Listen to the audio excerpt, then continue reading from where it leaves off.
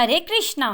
आज हम आपको श्री शरद पूर्णिमा की कथा सुनाने जा रहे हैं, जिसकी पहली कथा है श्री शरद पूर्णिमा व्रत प्राचीन कथा, जो मावे के लड्डू वाली कथा है।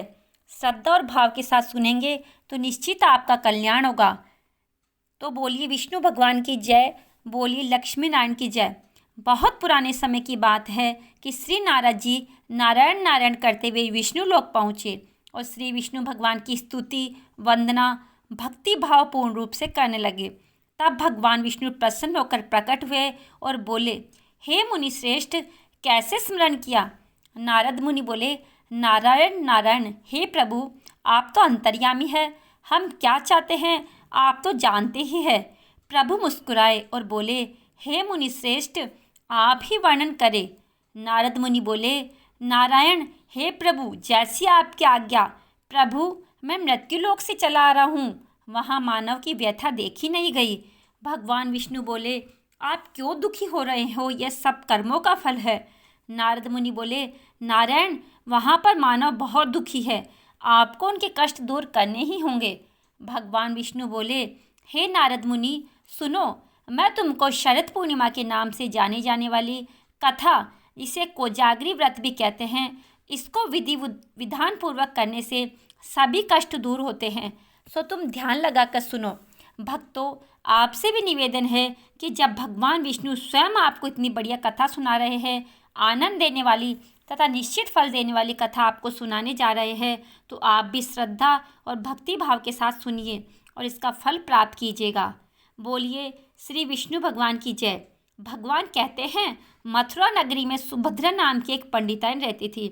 वह शरद पूर्णिमा का व्रत रखती थी। भगवान उससे बहुत प्रसन्न हुए एवं इच्छित वरदान देते हुए कहे, इसका विधि विधान सभी को बताइए। तब वह एक साहूकार को व्रत की विधि बताती है। साहूकार ध्यान से सुनने लगता है। सुभद्रा बोली, मैं शरद पूर्णिमा का व्रत रखती हूँ, यह उसी का फल है। साहूकार ने पूछा, इसकी विधि क्या है? सुभद्रा बोली, एक लकड़ी के पाटे पर एक लोटा पवित्र जल भर करके रखे, रोली से एक स्वास्तिक चिन्ह लोटे पे बनाइए।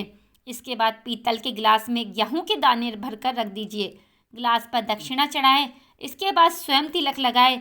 उसके बाद 2.5 पाव शक्कर, 2.5 पाव खोया दोनों मिलाकर 6 पेड़े बनाए। उसके बाद पूजा करके एक पेड़ा प्रभु को चढ़ाए, दूसरा पेड़ा स्वयं ग्रहण करे, तीसरा पेड़ा अपने मेहमान को दे, जैसे भांजे भांजी ननद बहन आदि को दिया जाएगा। चौथा पेड़ा अपनी सहेली या सहेली न हो तो मंदिर में चढ़ाए। जो सहेली 6 माह व्रत रखे उसे पेड़ा दे। 5वां पेड़ा घर के सदस्य में बांटे। 6ठे पेड़े के 6 भाग बनाए। एक तुलसी जी को चढ़ाए, दूसरा गौ माता को खिलाए, तीसरा अहिर को दे, चौथा गर्भवती स्त्री को दे, 5वां राहगीर बालक को दे और 6ठा पेड़ा कुंवारी कन्या को खिलाए। इस प्रकार 6 पेड़े वितरित करे। लोटे में रखे जल से चंद्रोदय के समय चंद्रमा को जल चढ़ाए। सुभद्रा से सुनकर घर जाकर साहूकार ने अपनी पत्नी को शरद पूर्णिमा व्रत रखने के लिए कहा। उसकी पत्नी ने व्रत की विधि पूछी। साहूकार ने व्रत की विधि समझाई। उसकी पत्नी ने व्रत करना शुरू कर दिया, जिसका फल यह मिला कि साहूकार के यहाँ 2 कन्याओं का जन्म हुआ। बड़ी का नाम सावित्री और छोटी का नाम चंद्रमुखी रखा गया। दोनों पूजन कार्य में रुचि रखती थी एवं प्रतिदिन पूजन करती थी। दोनों का विवाह संपन्न घराने में कर दिया गया।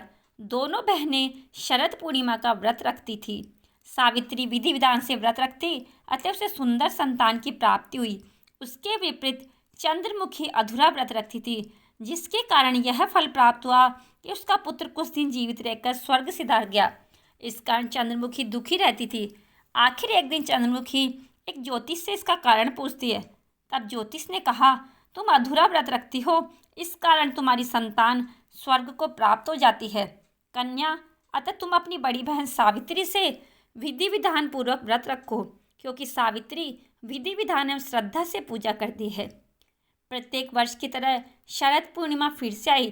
चंद्रमुखी ने फिर अधूरा व्रत किया और उसका पुत्र फिर मृत्यु को प्राप्त हुआ। चंद्रमुखी ने अपने मृत पुत्र को उस पट्टे पर लिटा दिया जिस पर वह पूजा करती थी। संयोग से प्रभु इच्छा से उसकी बड़ी बहन सावित्री उसी दिन उसके घर आ गई। उसने तुरंत प्रभु का नाम लेकर मृत बालक के सिर पर हाथ फेरा तो वह बालक जीवित हो गया। चंद्रमुखी यह देखकर बहुत प्रसन्न हुई और प्रसन्नता से नाचने लगी। तब उसे शरद पूर्णिमा व्रत का महत्व समझ में आया। उसने तुरंत प्रभु से क्षमा मांगी, बारंबार प्रभु के चरण स्पर्श किए और कहा, ऐसी भूल अब कभी नहीं होगी प्रभु, कभी नहीं होगी। साथ ही सभी पड़ोस में सगे संबंधियों को ये व्रत करने की सलाह भी दी। अब व्रत की विधि विस्तार पूर्वक समझाने लगी।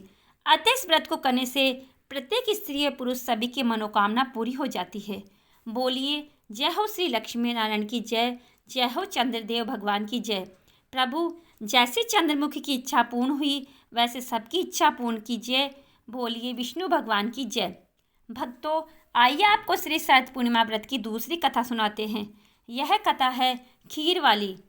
एक बार नारद जी पृथ्वी पर घूमते हुए पृथ्वी पर मनुष्यों को नाना प्रकार की व्याधियों में जकड़ा हुआ देखकर अत्यंत दुखी हुए और विचार करने लगे कि इस पीड़ित मानवता को किस प्रकार दुखों से मुक्ति दिलानी चाहिए। जब हर तरफ से विचार करने पर उन्हें कोई युक्ति नहीं सूझी तो उन्होंने भगवान नारायण हरि का ध्यान करते हुए मुँह से नारायण नारायण का घोष करते हुए क्षीर सागर की ओर प्रस्थान किया।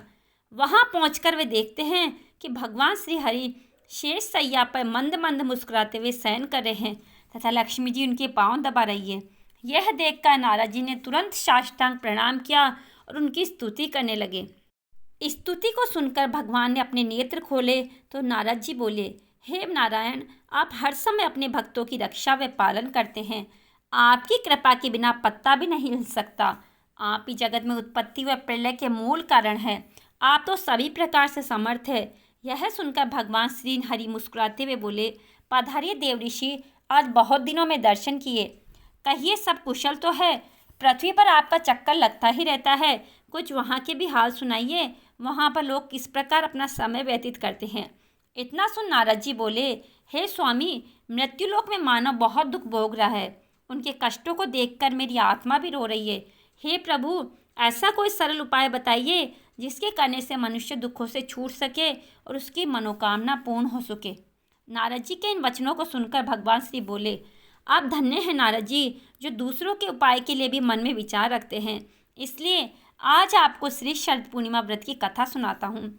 इसके करने से स्त्रियों की हर प्रकार की मनोकामनाएं पूर्ण होगी व अंत में मेरे लोक की प्राप्ति होगी। इसमें कुछ संदेह नहीं है। पहले ये कथा ब्रह्मा जी ने सूर्य से कही थी, तो ध्यान से सुनो और सुख वैभव संतति सुख की प्राप्ति करो। तो बोलिए श्री विष्णु भगवान की जय। प्राचीन काल में एक ब्राह्मण की पत्नी शरद पूर्णिमा का व्रत विधि विधान से खीर बनाकर किया करती थी। वह उस दिन 5 शेर दूध की खीर बनाती, उसमें किशमिश बादाम इत्यादि डालकर खूब स्वादिष्ट खीर बनाकर मेरा भोग लगाती थी। पड़ोसी रिश्तेदार सभी को खीर का प्रसाद बांटती। रात्रि में चंद्रमा की रोशनी में भगवान को खीर खांड का भोग लगाती तथा मेरी मूर्ति का बहुत बढ़िया ढंग से श्रृंगार करती। उन्हें श्वेत वस्त्र, मुकुट, श्वेत हार इत्यादि पहनाकर चंद्रमा की धवल रोशनी में विराजमान करती। भजन करती, ठाकुर जी की तरह तरह के लाड लड़ाती। उस व्रत के प्रभाव किसके खीर व खीर घाट के पात्र सोने के हो जाते। जब वह बात शाहूकारनी को मालूम हुई तो उसे बहुत दुख व जलन हुई कि देखो, इसके तो बर्तन सोने के हो जाते हैं।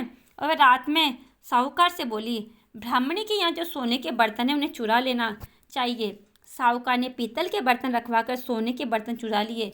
ब्राह्मणी को सुबह मालूम हुआ कि साहूकारनी ने मेरे सोने के बर्तन चुरा लिए हैं, तो उसने कहा, हे शरद पूर्णिमा माता, अगर मैंने तेरा व्रत मन में नियम से किया है तो मेरे बर्तन सोने के हो जाए तथा साहूकारनी ने सब बर्तन मिट्टी के हो जाए। उसके कहने के साथ ऐसा हुआ। साहूकारनी के घर के पीतल तांबे के सब बर्तन भी मिट्टी के हो गए।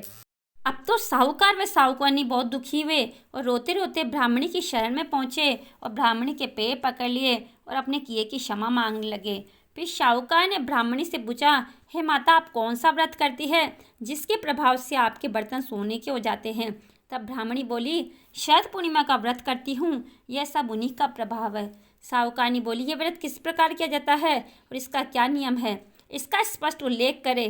तब ब्राह्मणी बोली, सब तरफ से अपने घर की सफाई करे, श्वेत वस्त्र धारण करे, ठाकुर जी के भजन पूजन में मन लगाए, 5 सेर दूध की खीर बनाए, उससे ठाकुर जी को भोग लगाकर 4 हिस्सों में बांट दे।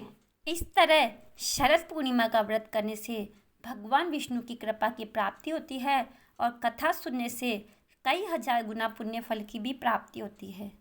आप सभी को वीडियो कैसा लगा?